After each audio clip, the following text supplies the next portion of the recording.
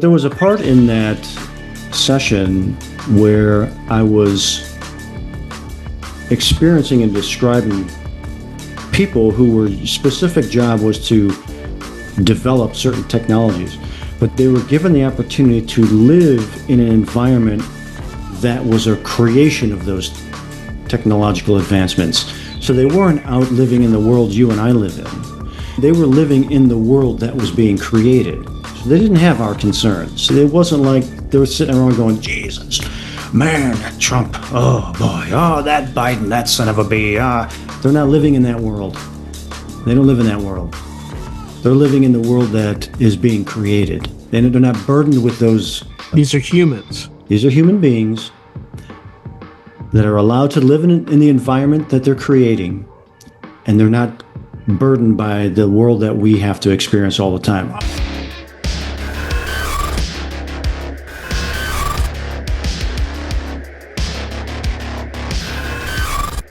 Welcome. I'm here again with Edward Riordan. Edward, as always, pleasure to see you again. Thanks, man. It's just always great to be on your show, and I never know where you're going to take me, so it's like a journey, man, and we just go for it. So I'm happy to be here. Thank you so much. Well, it's just like a conversation. That's why I like it. And we also kind of keep each other, we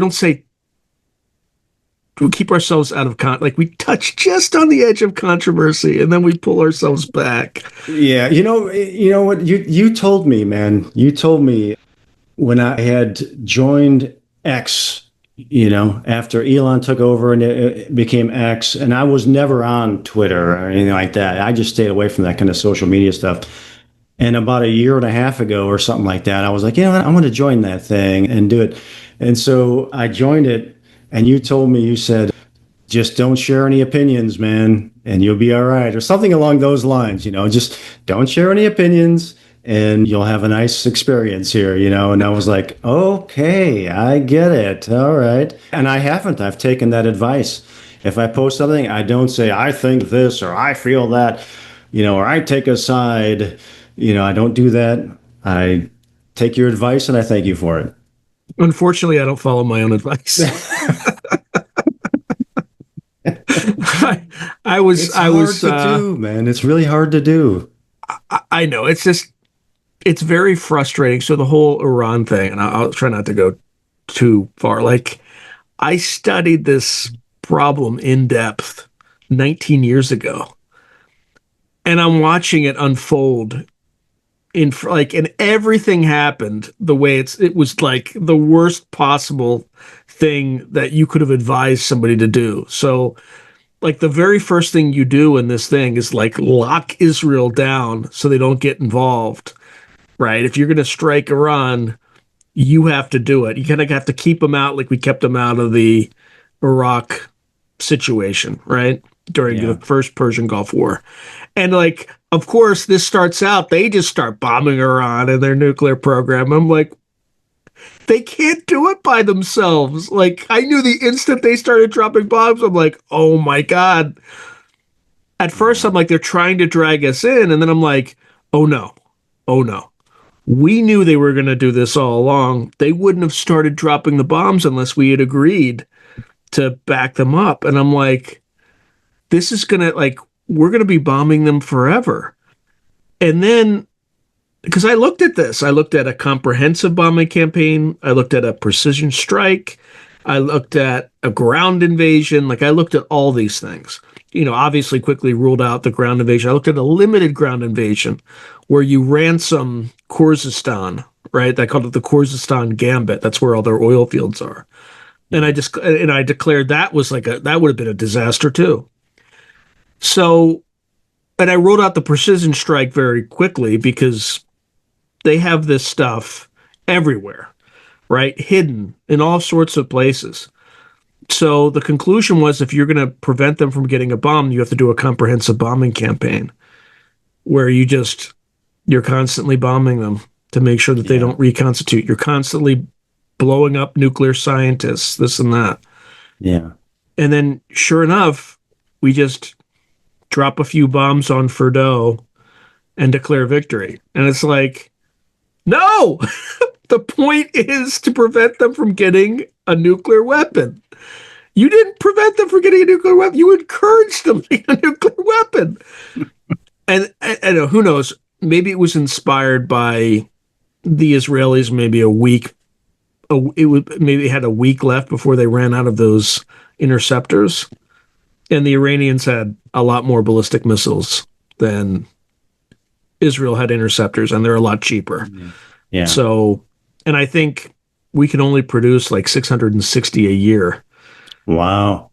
Something like that, according to what's his name? Douglas McGregor. I don't know I forget what his first name is. So, and I probably got the name wrong too. But anyway, it's not over. It's going to get really creepy. It'll either get really quiet and everybody will be like, peace, everything's great. And then we'll detect underground nuclear detonation somewhere in the Iranian desert. And I'll be like, whoopsie, whoopsie. So anyway, I don't know where I was going with that. So we're talking about future events now. Yeah. That's just purely from analytically kind of predicting but I was completely wrong about Iran's reaction. I thought they were going to mine the Strait of Hormuz, and they didn't. So there's definitely something going on in the force there, shifting. In my uneducated opinion, it looks to me like either the shifting of world orders or competitive chess moves in the world order, and something in those lines. And again, I'm not saying I know what's going on. I mean, I'd be lying if I said I did, but that's kind of what it looks like to me. The battle for the world order. Is it BRICS nations? Is it Trump comes in which is a completely different perspective for people to look at than the Biden-Harris, what they were looking to do, or what the Clintons would have done. And you look at what's going on in Europe and how Europe is changing. And it seems like the people have no power to stop it. But actually, you know what, though? I've been thinking about this because we were talking about Ireland, we were talking about Britain, and what's going on over there or what appears to be going on in Europe, which is, I can only go by what I see on YouTube videos and stuff like that. I'm not there. That's the other thing. Like, is what we see true? Like, that's I know, man. I know. I've asked people that live out there, they're like, nah, it's kind of business as usual around here. I'm like, really? Because when I look at YouTube, it looks like you're exploded. It's like it's everywhere. People machete chopping heads off everywhere. They're like, no, that's kind of not that way. But I don't know. I really don't know. But what I look for is righteous people who righteously begin to oppose what's going on. I'm not talking Antifa and paid protesters. I'm not talking about paid protesters who are going to change the flag. Funny how those protests dried up after USAID was shut down. Yeah. And they get like a whole shipment of new flags as soon as a bomb drops. It's like, wow, where the hell did you get all those Iranian flags from? You just had Palestinian flags and then Mexican flags. I'm not talking about the paid color. I'm not talking about the color revolution. I'm talking about like real people, real people who finally say, you know what, we are going to stand up and we're going to say we are in opposition. We don't agree with this. And I see it in the good people of Ireland, the good people of Britain who stand up. As soon as they start being called far right and racist and all that, it's like, okay, those, okay, they're right on target. I get it. Right. Yeah, I get it. Yeah. I get it. And why do I say that? Because honestly, I believe in the human spirit. I believe if the human spirit wasn't so strong, they wouldn't have to work so hard to oppress people. And in my opinion, you cannot kill the human spirit, man. There will be there'll be one left saying, I'm going to keep fighting, man. You can do it if you do it slowly enough. So let's take the stamp tax. Right? 2% tax, and we went ballistic. I probably pay 55%. Like, I work 55% of my life working for various governments, either the United States or California. Understood. My argument to that, or my debate to that, is that is true. But look at life What was life like to live during the stamp tax, and what is your life now? No, it's much better now. Yeah. Oh, it's 1,000,000,000 times better. You got Yeah. running water. You go flush the toilet when you're done. You go open that refrigerator, you got food. You jump in your car and have a nice casual thing. Life is 1,000 times better than it was back then. And in my opinion, because the spirit of humanity said, okay, we're not going to let you do it. We're going to have some kind of compromise all the way down the line. We'll Mhm. give you some, but our lives are going to get better too. There's going to be a give and take. And that's the way I see it. And even as we move into the future with AI and all of these things, and whether it's central bank digital currency, stablecoin, or crypto, whatever you want to say, in my opinion, the human spirit will continually negotiate our way through to where the oppressive side, they'll get a little bit, we'll get a little bit, and there'll always be some kind of middle ground available for people. That doesn't mean everyone's going to, there's always gonna be, and there always has been, people who are going to end up in the gutter. That's always the way it's been. Go back to any Mhm. civilization. Some people are in the gutter, some people living in the tower, and that's just a dynamic that is always It's going to be just the there. rules by which we determine that The are it. rules by them, and then in between, people who kind of say, okay, I kind of get an idea of what's going on here, can live a better life than 100 or 200 years prior, more than likely. I got into a big argument with a friend about that. There was a picture that somebody posted on Facebook, and it was these children, and it was like Depression era or something like that. And there was 5 or 6 kids, little kids, 8 years old, 6 years old, dirty, filthy, dirty. They're in rags, their clothes are rags, their bellies are all puffed out, because they've probably been eating raw potatoes or something like that. And I was just thinking about it like, yeah, there's a lot of bad stuff going on, but we don't live like that. That was United States, and that wasn't that long ago, man. That wasn't Mhm. that long ago.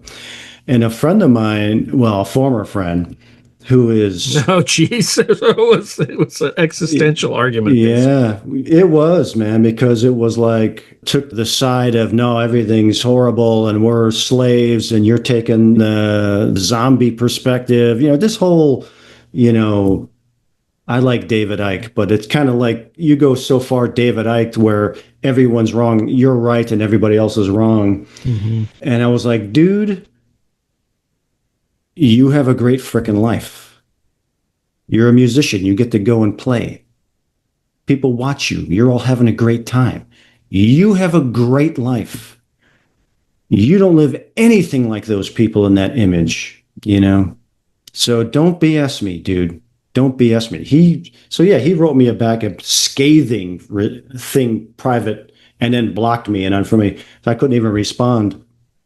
And it's like, we can get so, the reason I bring it up, and in my opinion about this, is that we can get so locked up in our fear of what could be, we can lose track of where we are as a human species.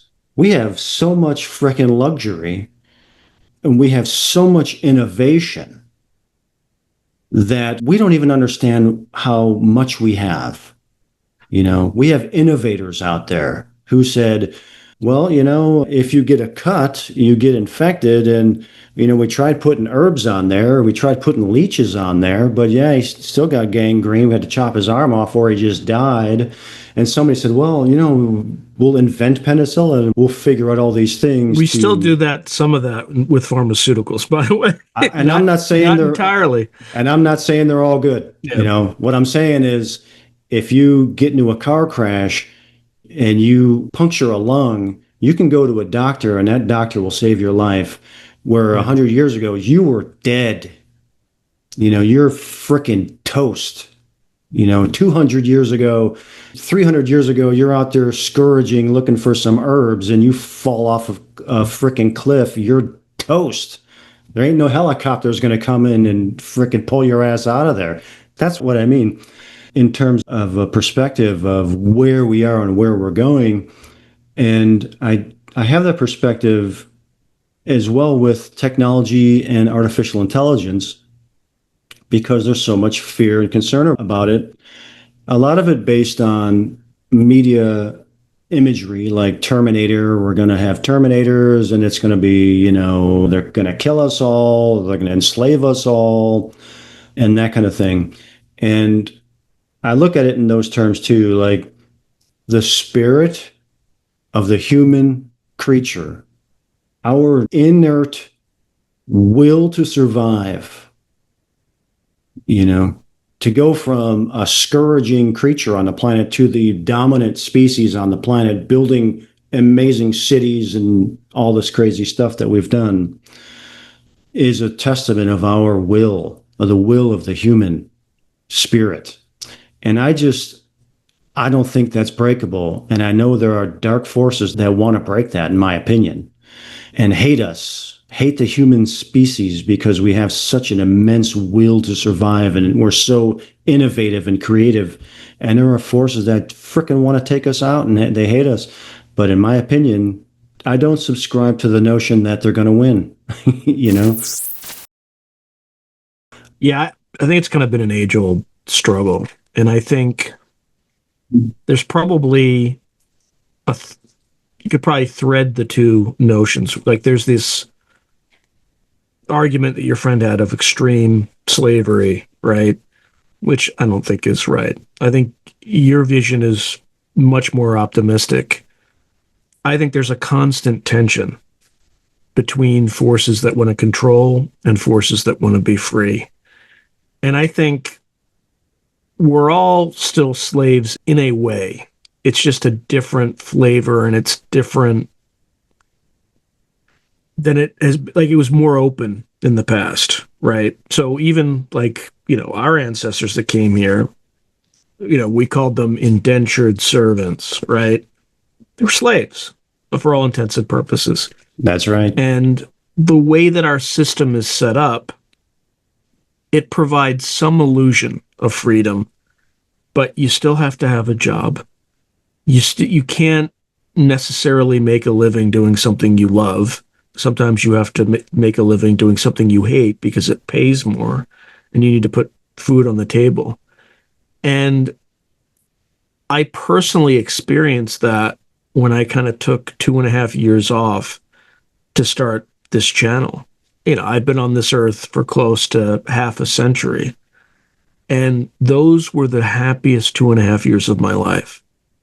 I can't even quantify it. And I'm not saying that this is deliberate or anything like that, but we are in a control system. And there are forces that are trying to lock down that control based on the advent of more technology. And then there are forces that are rebelling in sometimes extreme ways, like the Mangionis of the world. And we've silently been boiled to the 55% tax rate where I live, whereas there was no income tax before 1913. Most people don't realize that it was all tariffs, actually, right? That funded the U.S. government. So there's definitely going to be a give and take. There will always be a give and take. And I think a lot of these forces are kind of going a little bit too far now. What frightens me is what's going to happen with AI. It's getting so good so quickly. And one of the reasons subconsciously I started this channel is for people who are smart enough to leverage AI, they're going to quickly realize that future corporations are going to be literally single individuals. Corporations are literally going to be people. That's right. Yeah. And the sooner people figure that out, the faster they'll be able to get ahead of this. But there's going to be a broad swath of humanity, people of above normal intelligence, right? And this is not going to be like outsourcing manufacturing where blue collar work, sometimes low skilled work goes away. This is going to be moderate to high skilled work goes away. So, as an example, I had to get a contract written. I had ChatGPT do it. I didn't hire a lawyer. So, low end lawyers, they're going to have some problems. Yeah. Fortunately, ChatGPT is not very good at math, right? Or AI is not very good at math. So, there might be, because they're just large language models. So, those sorts of areas might be okay. Coders, 5 years ago, if you told your kid, get a degree in computer science, you'll be fine. They'd be like, yep, that's good advice. Now that's literally the worst advice you can give a kid. Yeah. Because guess what? Like, I know how to code, but I don't code often because I have a degree that required me to learn how to do code way back when. But I'm not Yeah. practiced enough. It would take me hours to kind of relearn the skills such that I could produce something that is saleable, right? Yeah. People with less knowledge of computer science than me, business types and things like that, 5 years from now are just going to be able to say, hey, I want you to build an app that does this, this, this, and this. And AI will be able to write the code that's 95% good. Yep. So people who figure that out, that they can leverage all these skills, look at artists, my thumbnails, right?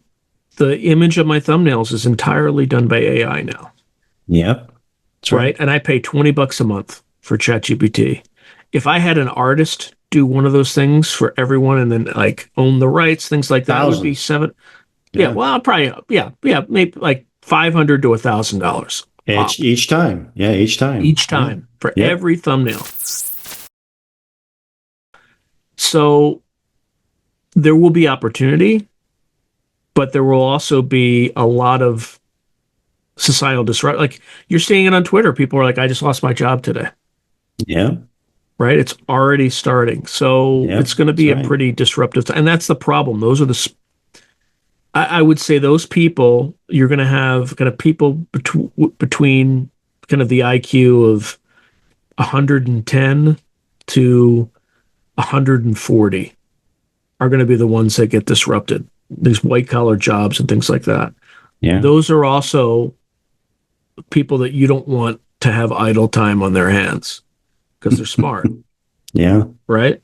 Yeah. So anyway, I went on this long. We're not even talking about remote viewing. We should be talking about remote Well, viewing. just to follow up on that is that's the way it's always been. That's just the way it's Yeah. always been. As industrial revolutions came in, people who couldn't adjust got left by the wayside. Now they're talking about the fourth industrial revolution, and it's the same thing. It just looks different, and you're either going to figure out how to flourish in it or you're going to be left by the wayside. And it's just nothing new. It just looks different now. I mean, when I was 16 years old and in the 80s and had to go out and get my first job, and all that kind of stuff. And I was like, I don't know what the hell I'm going to do with my life. I was getting all this advice. You're going to work for the city. You're going to work for the mill. You're going to do all the, and I was like, I'm not going to do any of that. I don't know what I'm going to do, but it's not going to be anything like that. I'm a remote viewer. You couldn't have told me that back in the mid 80s. You're going to grow up and you're going to be a remote viewer. There was somewhere in my mind that there's something out there for me, but now is the time when I can do that. I couldn't have done it back then. You know what I'm saying? Because now I can do it because the internet and because the new economy and the new jobs that are out there. The, And the it's, scary thing though is the empire is striking back. So here's well, here's an example. Like okay. YouTube, okay, Yeah. is absolutely destroying Hollywood right now. So you know what Hollywood's doing? I don't know this for sure, but I suspect given what's been happening in my channel recently. So there's certain things I can control about my channel, like click-through rate based on thumbnails and which are part of the equation that drives views. But impressions, I can't control. Impressions are how many times that YouTube serves your video up to audiences. So while my click through rate has gone up, which would improve of each impression, it's the percentage that people click on, right? My impressions have come down like 40%. So what I suspect is happening is YouTube may be getting inducements from Hollywood to show their content more relative to everybody else. And there might be some political component too, whereas if they perceive that you're to the right of center, they suppress you. But I think that's kind of the kind of a bit of the empire striking back because they have tremendous financial incentive to do so. Because that Sure. entire industry is in trouble, and part of it is Yep. they kind of alienated half the population by infusing too much political content. Propaganda. Yeah. Yeah, but yeah. Yeah. I'm trying to be Yeah. less controversial, but yes, it's propaganda. And it's probably just because it's their time to go. They're becoming obsolete. Just Mm-hmm. like any other, a new industrial age begins, the old industrial age people, they're going to have competition. I mean, I don't go to movies, but I'll watch your channel. You know what I mean? And you can watch this channel on television now. 200,000 people Right. will watch CNN. 10 million people will watch a Joe Rogan episode. It's the new industrial age. And it's like we're seeing how it's coming into effect. And people who can adapt to it, just like any other one, are going to thrive. They're going to thrive in it if they can adapt to it, just like any other one. If in the industrial age, if you could learn how to run that machine instead of being, no, I want to have my plow behind my cow and my beast of burdens, I ain't going that way. It's a fad. The guy with the plow is out. The guy that learned how to ride them, he's in. And that's just the way it is. I'm not saying it's good or bad. It's just the way it's always been. And if you can see it that way, it's like then all of a sudden there's all kinds of things you can do. My wife and I talk about this often. We talk about how like we're talking about the forces of control that want to control everybody or they own everything and they want to control everybody and all that kind of stuff. But then we have something called the internet. And now we have something called AI. And there's never been a time ever before in history where people can have so much access. You want to know who the controllers were here? You can go and listen to that guy talk about it. You can go, you want to know who the Freemasons, what the ball, you can go learn about it. You couldn't learn about it. You'd have to go join the lodge 50 Mm-hmm. years ago to find out any of the secrets. Now it's a YouTube video away. If you want to know about the Rockefellers, you want to know about JP Morgan, before you'd have to go and buy an obscure book and maybe catch a lecture once every 10 years when the guy comes through to talk And it about may it. be a book out of print. Like there's a book I want to Yeah. get, but they're all used. It's about, I think, Operation Often or something like that, or Project Often, which is associated with MK Ultra, but it was based on paranormal, right? Yeah. And there was another one, Project Chickwit, which is kind of based on drugs, the impact of drugs on mind control and stuff like that. Yeah. And there's like one book out there, and you can't get a new copy. It's out of print. Yeah. But here's another example. We're talking about Hollywood and, they put a lot of propaganda and there's a lot of social conditioning and that it becomes obvious when you can see it. It's obvious. And the BBC came out with a documentary about 15 years ago called The Century of Self. It was like a 6-part documentary about how how the social engineering apparatus was formalized and what it looks like and how they do it and the reptilian brain and Edward Bernays and they laid it all out. And you have to think to yourself, why did they put that out? If I was the controller and I wanted to clamp everybody down, well, I wouldn't want to put out the secrets of how we do it.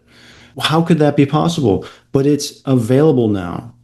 It's out there. You can go and learn about how to look through and see the propaganda in their presentations because I can go over here and learn what to look for. And it's like I was saying, man, it's just give and take thing, man. You get the spirit of humanity that's going to say, wait a minute, they're messing with me. How are they doing that? They're doing it this way. I want everybody to know they're doing it this way. And then they got to come up with something new. And then you got to come up with something new. And the innovation just becomes exponential. And look at where we are now. It, Exponential growth right now. It's it's happening explosion. in real time on Twitter, right? Like it's gotten so bad for the intelligence community that they are sending people to meet with Sam Altman to I know this for a fact. I know somebody who knows somebody who, and this person's not hiding. Maybe they're hiding the fact that they're an intelligence operative, but they clearly are. Yeah. But they're posting pictures of themselves meeting Sam Altman. But when you look at the history and then you run that history through a Bayesian analysis about the probability, if this is true, what's the probability that the crash at Roswell happened, right? You're getting like 99.9999999% that it happened based on newspaper articles and stuff like that. So the intelligence community is freaking out because AI is developing so quickly that people are independently running these analyses and coming up with. Now, there are certain things that are clearly pre-programmed with AI, right? Like here's an easy test you can run. Ask AI if the Third Reich did anything positive, right? What do you think the response is? Just tell me. You could probably tell me off the top of your head. I don't even have a clue. What did it say? Do you know what it It said? immediately goes into like the Holocaust thing. Oh, it goes right to the negative thing. So it won't give you any kind of positive. Now, look, I'm not a proponent of the Third Reich. I'm not, Right. It's just right? you put in any example. And it doesn't have to be the Third Reich, but what you're saying is that But it's lopsided either way. without 1930s Germany, we would have not had the technology to go to the moon. There you Right. go. But like that's a simple example that is objective, not laden with emotional baggage. And literally the first answer is like the Holocaust. And it's like, I know. I've been told that my entire life. We all know, right? We know it was bad. We know that Hitler started a war that killed 50 million people ultimately, around the world. But that's not what my question was. There's other things too it's not very good at. I'll give you another example. I asked it to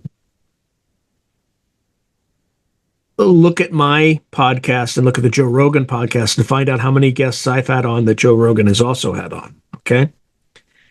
And I know the answer, there's a non-zero answer to that. And the results were like not accurate. So then I said, okay, here's every guest I ever had. Please match that to every guest that Rogan has ever had. Still couldn't get it right. So Yeah, you have to be, AI is not there yet. I agree. And also, it I can be agree. used to manipulate people as well. Here's the other scary part. And I'm not, I don't know. I don't know what to think about this, but there's a Catholic priest who he's an exorcist. And he says that, what he calls demons, you call whatever entities they are, non human intelligences, will send him texts. And so if they can do that, what are they doing with AI? Yeah. Again, I'm just throwing that out there. I don't know what to believe. I don't know. Well, I mean, the way I look at it, we had to remote view Ray Kurzweil. We were given Ray Kurzweil Singularity. Yeah. as a target, blind conditions, and I'm describing this individual, and I'm looking at this person's motivations and what is causing this person's, what is the source of this person's motivation for the thing that they do? And I went and I started to describe someone who had a heart condition. And the heart condition was the reason for this individual's motivations. Okay. So we get the feedback, and it's like, Ray Kurzweil, I don't know diddly about Ray Kurzweil. I knew the name, didn't know anything about the dude. So I go and I start doing my research after the debrief, and I got the feedback. And I find that Ray Kurzweil was a big inventor and is inventing scanners and text to disc digital conversions, all that. And then in 1983, he was diagnosed with type 2 diabetes, which leads to heart disease, which is what his father died from. Mm-hmm. And it was that moment where he shifted his focus from technology to life extension. That was the shift. So I was like, I get it. Now I get it. So I started reading a little bit about him. And because everybody was like, he's the devil. He wants everybody to be a robot. He wants everybody to be microchipped, and we're going to be the Borg. He's evil. My session didn't reflect that. And what I found in my research of him was him saying, it is absolutely imperative that AI be kept above ground and heavily regulated. That's how we can control. Because if you suppress it, it's going to go underground, and then we're going to be in big trouble. So he was an advocate for that. And so is a fellow named Lehman Beard, who is an AI professor. And he's a guy that created a cryptocurrency called Hedera. He invented the Hedera hash graph. And he says the same thing. He says, the bad news is the AI cat is out of the bag, and the bad news is the bad guys have it. The positive end of it is that you have people on the other end who they're constantly out trying to outpace each other. You have to be able to control it, keep it above ground. It's the Red Queen hypothesis. You have to keep running in place in order to survive. Predator, prey, right? That's right, man. It goes right back to the same conversation we were having before about you'll have the oppressors want to oppress, but the spirit of humanity is going to innovate somehow because our will to survive is so powerful. And so as AI comes in my opinion, this is just my opinion, you might have some subscribers who are going to say, that guy is so naive. He's stupid. He's too naive about this stuff. In my opinion, the survival mechanism of the regular human being is going to continually force that changing technology, that advancing technology to adapt itself together. And so technology and humanity are going to force each other to adapt to each other so that one doesn't overcome the other. And if we can maintain that, in my opinion, it's amazing what is going to unfold is going to be, we're going to advance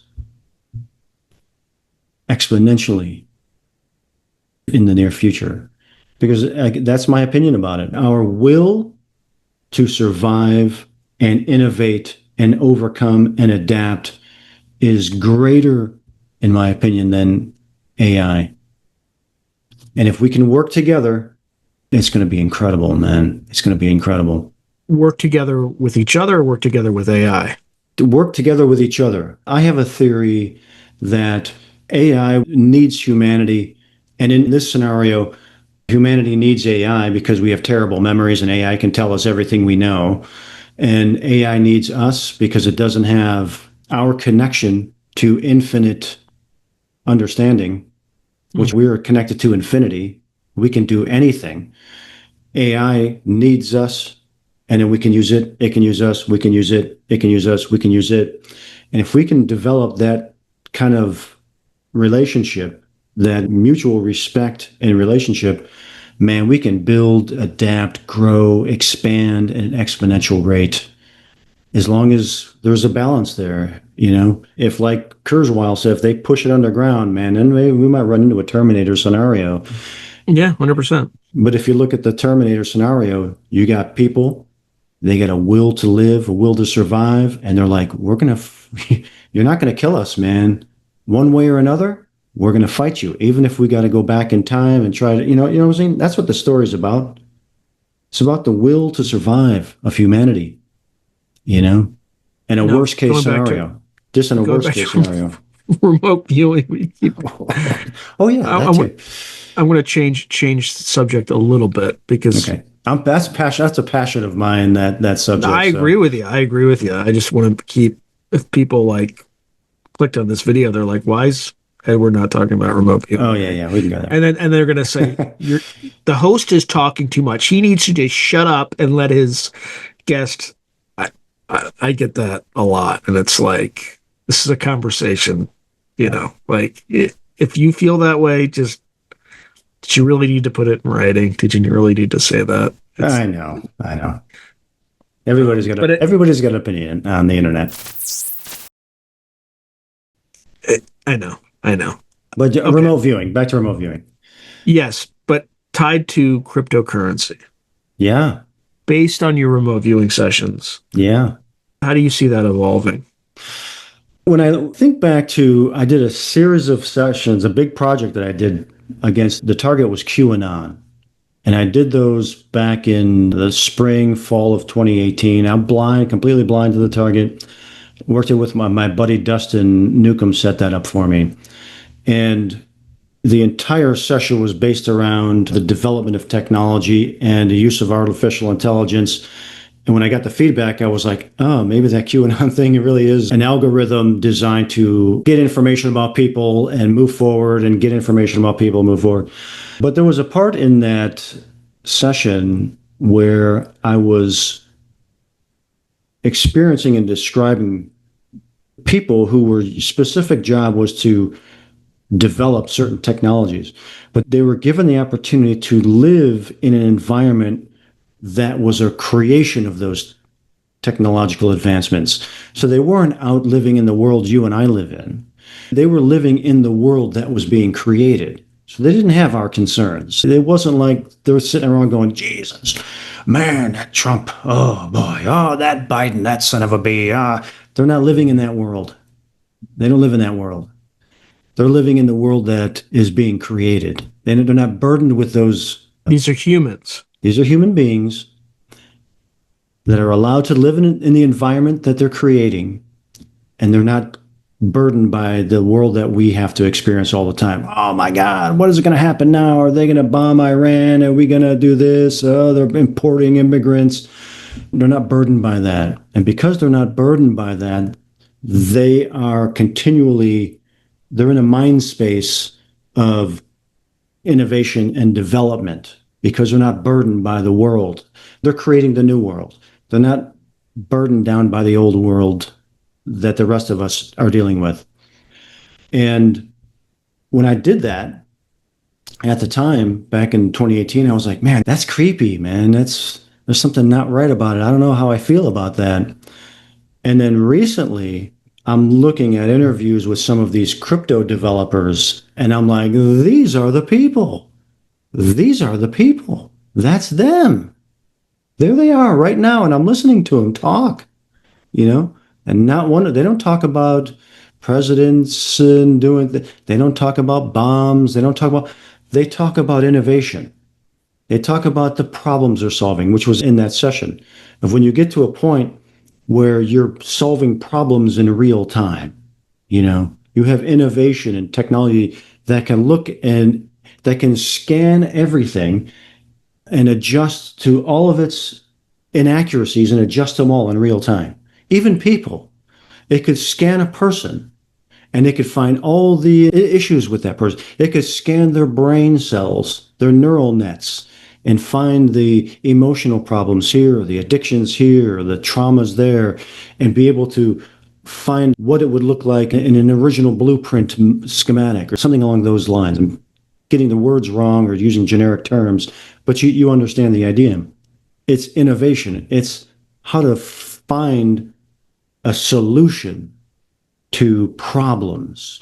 And I sort of look at what some of these crypto developers are doing, what some of these AI developers are doing, and what is it doing? It's looking and it's finding a solution to every problem that it can point itself at. And I see that with cryptocurrency. in the realm of this, not in like Bitcoin, like you can say, cryptocurrency is Bitcoin, and what do you do with that? You send me some, and I send you some, and well, maybe I'd buy a cup of coffee, but in 10 years, that $2 cup of coffee would cost me $1,000 of Bitcoin. So I'm just going to hold it, and I'm not going to do anything with it. I'm not talking about that. I'm talking about how they're using the idea of the decentralized ledger where you can categorize and you can record an immense amount of information and you can log it all in a smart contract on a distributed ledger so that everything is recorded. So if you have an inventory you need recorded, you can log it all on there and it's all smart contract signed. If you want to know where the plane route went or where the driver went, it's all logged on a decentralized ledger. And you can go back and find all that information. It's all it's signed. So you know the exact time and you can find the truth in that for tracking information. That's what I look at. The dark side of it that tends to get a focus is, we're in the time of revelations. I hate to break it to everybody. We're in the time of revelations, and everything that was talked about there is happening right now. But the way I look at revelations is we're in the time of revealing, where everything is getting revealed, just like we were talking about. Apocalypse, right? Yeah, you want to know what the secret societies teach each other? Well, just look it up. Just go, there's 150,000 websites that'll tell you all the secrets that were secret up until about 10 years ago. And now anybody can know it. And back then, if you told anybody, they'd kill you for it. But now you can just a lot of it's YouTube disinformation video. too, though, right? Like a lot of it, there's a mix of stuff that's been Some of it's thrown bad, in there too. but you can find the truth in it, which is the point. It's all being revealed. It's all being revealed. And whether it's you got to have a stamp to do anything, that's what they say. You're going to need a microchip to do any kind of business, just like in Revelations. And the mark of the beast, right? The mark of the beast, and you can say, okay, it's the beast system. We're living in the time of the beast system, but we're also living in the time of revelation. I'm secretly very worried that the COVID shot was the mark of the beast. Dude, I got something I can show you. We got to be careful. We got to be careful on this stuff because there was a study. There was a study. Again, it was just a study. It was a paper, one paper, and I have to be very careful with what I say this. But the paper concluded that the life expectancy of people who had the procedure declined by something like, on average, 37%. Let me show you this. I was tasked. I hope that's not true. I'm not saying it is true. I was tasked. I was forced to get it for my job. Understood. So, tasked under completely blind conditions to a certain procedure. Just be careful with the language you're using. Yeah, to a certain procedure. Yeah. You know what I'm saying? Yeah. And here's another one. In my original sessions of the coming virus from November of 2017 and what was going to come about from that,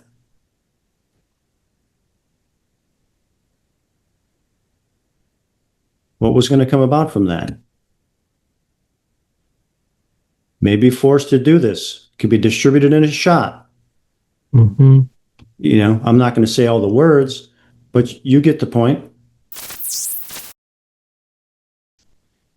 Here's another one.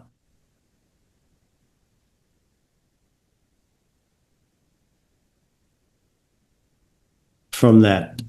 Here. Yeah. This is what I'm describing. What are they? They just had another video that came out from all these embalmers, just another one just recently. How many of you guys are pulling out these weird amyloid clots out of people? What do they look like? They look just like that. They look just like that. So, but my opinion about that as well is there are things people can do, or at least that have come out to try to counter that if they start to have an issue of some sort. I'm not saying they will, but but there's two worlds. I think there's before 2020 and there's after 2020. 100%. I think before 2020, people trusted experts, they trusted the government, they trusted institutions of all types. Okay? After 2020, I think that is broken down entirely. And I think that institutions are overreacting, and it's creating a positive feedback loop in the sense that it's spiraling out of control. The more that they try to clamp down and use technology to clamp down, the more control they lose, despite the fact that they're trying to, reassert control. And I think some of, call them elites, are arrogant. And I mean, they're doing things that are just in your face arrogant, right? And it's just like, come on, you guys aren't even trying anymore. I'll give you an example. There was somebody who interviewed Susan Go or Susan Goff. I don't know how to pronounce her name. She's a spokesperson for the Pentagon. And the statement was, we have no evidence to suggest that extraterrestrials are visiting Earth. So one of the very few journalists who's actually worthy of the name asked her, do you want to amend that statement? Can you amend that statement? And, we're not saying it's extraterrestrials, because can you amend that statement to just say non-human intelligences? And she just came back and said, I am not amending my statement. And it's just like, you realize that you communicated something by that response, right? So either they don't know where these things are coming from, which is a completely logical conclusion to draw. We have no evidence that this is extraterrestrial, because they probably don't have any evidence. It's probably true. Yeah. But they certainly have evidence that these things are non-human, whatever they are. But she refused to put it in writing. So it's kind of telling in some ways. And then Fauci, that's a whole other, it's just, we're talking crimes against humanity level 100%. things. And in my opinion, I agree with you. He's the modern Dr. Mengele, basically. And I had that guy. Let me see. Let me find that. Let me find that one image. Hang on a second. Of the guy who was going to be behind the thing, who saw this release as releasing his children into the world. If I have the snapshot, I might not have it. Oh, here it is. Here it is. Oh, is that him? Hang on a second. No, wait a minute. We try to find it. I might not be able to find it in time. I don't want to waste all the time, but it was in that session. There's a person. You drew a picture of him. I remember seeing it. You drew a picture of him, and then it looks like him. It kind of does, and it's like, but I have to think about it as, we got to go back to it. What's the story of creeping death? Pharaoh wants to kill the firstborn son. He sends him out. They're killing the firstborn son. And it's like it's just the same story with different technologies and different techniques, let it be written. So let it be done. I'm back in a Metallica song now, Well, that's actually straight from the Bible, too. It is straight from the Bible, and that's creeping death. And I had that in the session. Actually, we worked a target that we were tasked to look at the origin of it. This was back in 2020. And again, we're blind. And I drew the facility that was the same as the facility from the November 7, 2017 one that I drew. And I did put into that one, this is a creeping death. This is creeping death. Whatever this is, it's creeping death. And, the only question I have is, was this done on purpose, or was it an accident? And it's just a comedy of errors and arrogance just led to it. I don't From know where my I fall. from my remote viewing, it was not a comedy of errors. It was released. That's just from my session, just And, my and opinion. and is that to manage the kind of the age bubble, basically, or winnow it I down I so that didn't. I don't think I explored the reason why. So in my session, so I can only give you my opinion on it. And probably more than likely, there's a reason why the Georgia Guidestones were blown up at that time too, because it was a signal to say what was it's in on? the what was in there. Those 10 commandments or whatever, the population numbers, that's the sign. That's I'm letting you, we're letting you all know, meaning that it wasn't blown up because someone was saying, I don't like that. It was probably blown up as a sign. They give themselves signs, like, okay, we know what that means. You know, that's just my opinion on it. I don't, other than that. The Guidestones were advocating for what, 500 million Keep the population globally, population under million, 500 million. Yeah. Yeah. Yeah. which is like Very small amount of people. less than or more than 1/20th of the current population, but not much more than 1/20th. So Yeah. like a 95%, call it a 90 to 95% decline. Yeah. By the way, which you've seen Lynn Buchanan's remote viewing that he did like in the 1990s Yeah. that Seeing said that, seeing that too. between 2020 and 2040, 3/4 of the global population just disappears. And there have been other prophecies of that. There's a fella named Meher Baba who was kind of an avatar back in the 40s and 50s. His prophecy, he had the same prophecy: 3/4 will die. The Deagle report, Same thing. which was for this year, by the way, their numbers were for 2025. 2025. And it was And mostly like Western countries were disproportionately affected. And I think Ireland had it the worst. And then it makes you wonder then too, why are they bringing all these other people? And maybe they're trying to, well, either population replacement, or maybe they're trying to get rid of them too. But if that's the case, why don't they just do it over there? I think it's in the United States, I think it was to influence the election. But I I agree. also think it was to bring in a cheap labor force to mitigate the declining population, right? Or Probably we're not as well. declining yet, but we will be soon. So we'll see. I think the thing about it is that it's the revelations thing, and we're in a time of revealing. So we're at this time where something can happen like what happened in 2020, and we have the internet. We can look at it and say, man, I don't know, maybe this was not natural. And then more people start thinking, whoa, maybe this isn't natural. And maybe I shouldn't do certain procedures and this kind of thing. Whereas 50 years ago, they would have been able to get away with it if that was their intention. It would have Yeah. been no problem. Nobody would have questioned anything. Nobody would have known anything.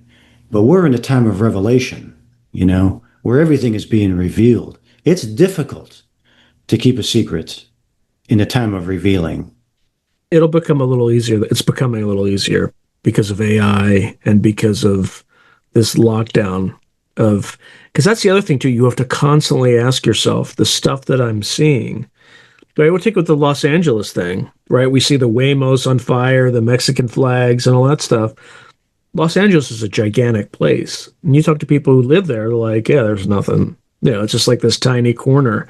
Same thing with Portland, right? You saw during the last Trump administration, right? Where like everything was on fire. But I had a friend that went up there. He's just like, yeah, there's nothing really going on here. Right. So a lot of our perception, our perception is constantly being manipulated That's true. by Well, powers that be. that is true. That's true. That's And here's the the other. dark side of it. There's a positive side and there's the dark side of it too. Well, here's the other thing too. Let's say that there is an elevated death rate from the procedure, right? How would we know? That's what it's designed for. How do you know? Wait a minute, I had something, that was, But how do we even you're know that 7 years that there's on. a massive population decline? How would we know I know. if they didn't Exactly. tell us? Exactly. It's like a poison. You poison somebody with a certain kind of poison that dissipates, and they're dead. And you do an autopsy, you'd have no idea they died of natural causes. You have no idea how they died. You Well, know, or, turbo cancer. Lots of turbo cancer. all of a You notice sudden, that? all of a Lots of turbo sudden, cancer recently. Yeah. yeah. And you got to wonder what the Another hell's completely going on. random question. I'm asking you this as an Irishman because this is pretty interesting.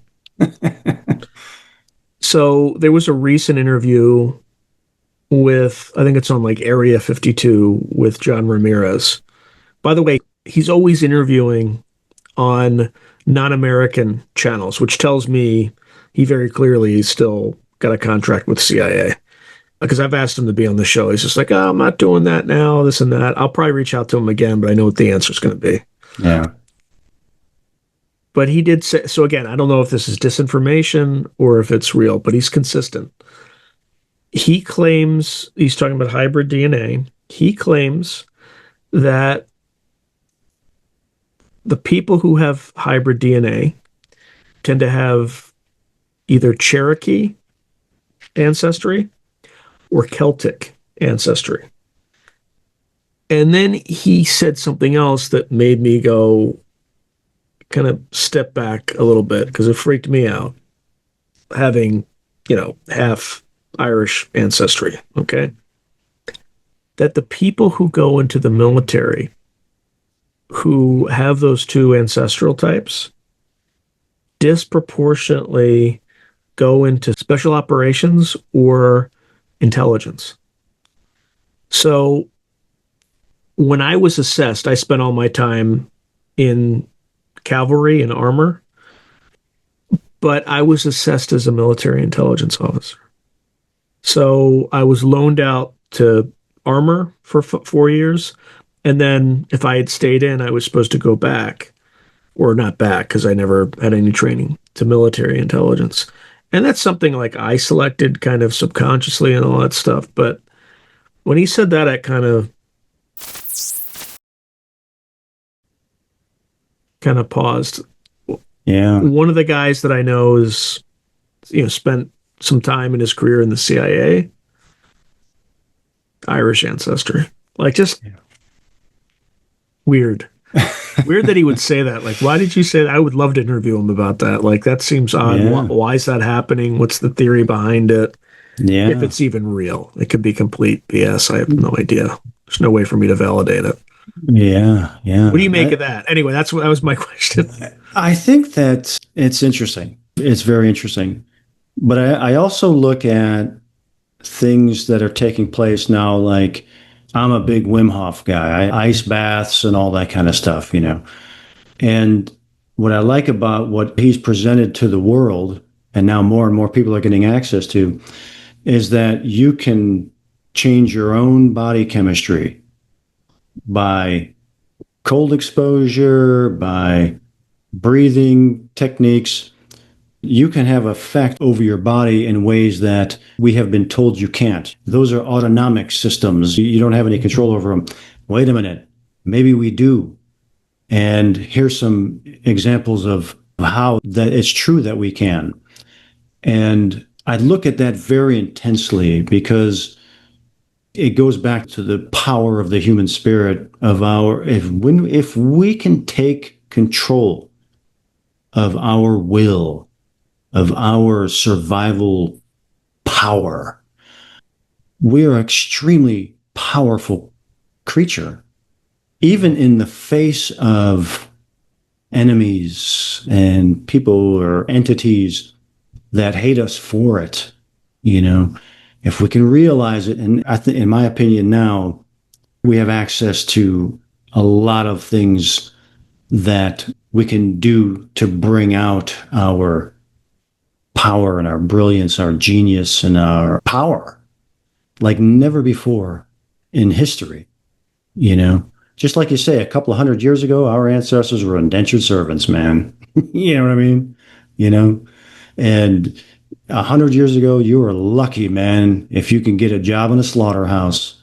Now, you make a living making YouTube videos. I make a living remote viewing. It's fucking unbelievable.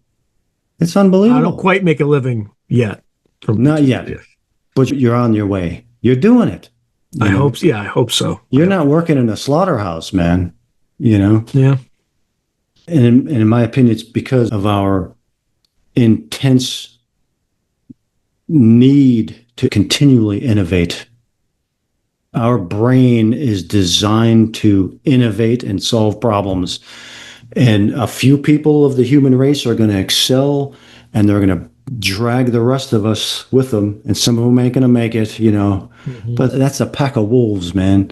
The old one that can't keep up, thanks for your service, you know. Yeah. And I'm optimistic, man. I tell you what, dude, I used to not be.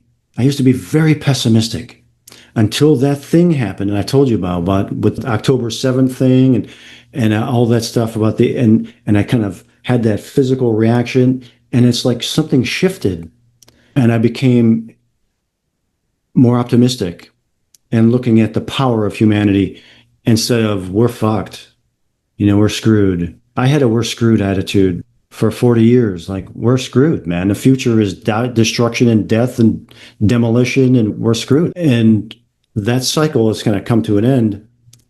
And all I can see now is the power of the human spirit. I don't know how else to describe it.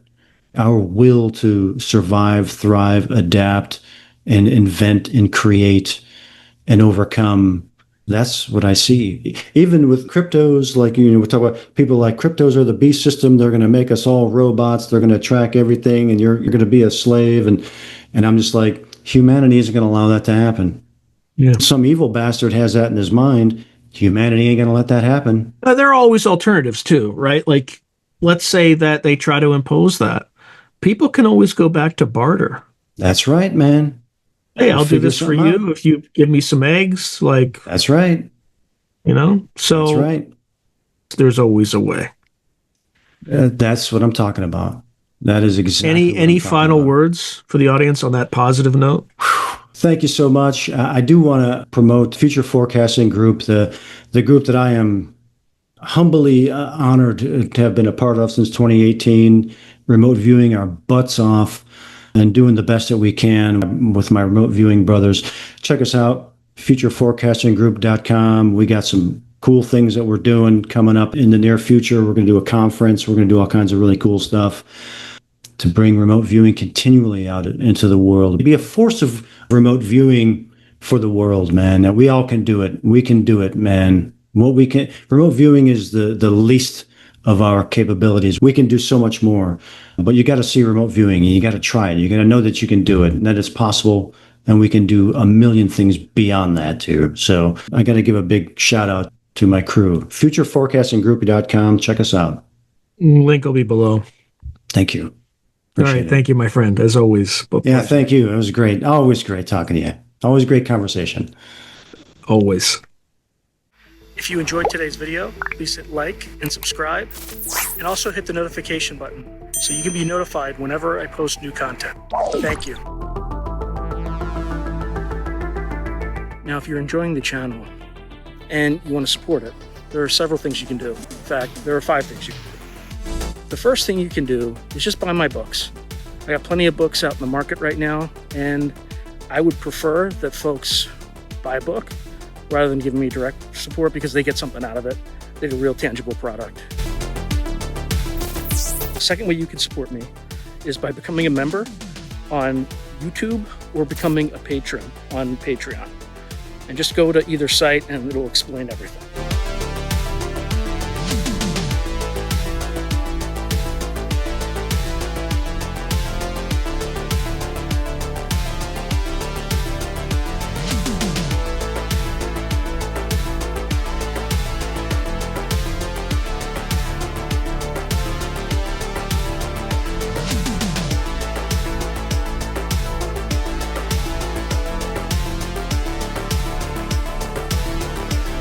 The third way you can support the channel is by checking out my merch site, which is here. There's plenty of stuff that you can get to support the channel. And I'd appreciate that you have it and can wear it. Not only do you help support the channel, but you also help promote the channel, and I appreciate that. The fourth way that you can support the channel, and this is really easy, is anytime you want to buy something on Amazon, literally just go to the description below and click on any link, literally any link. The channel gets a cut of that, and it costs you no extra money. You just go through the link, as I'm part of the Amazon Affiliates Club. The fifth and final way you can support the channel is through donations. Now, I don't prefer these because it's more of an expression of gratitude, but you don't really get anything out of it as a subscriber to the channel. However, if you decide to do these options, there's two options. There's Buy Me a Coffee, which is a separate site.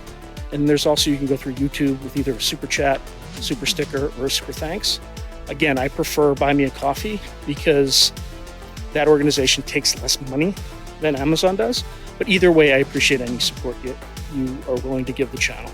So thank you very much and keep watching. I really appreciate it.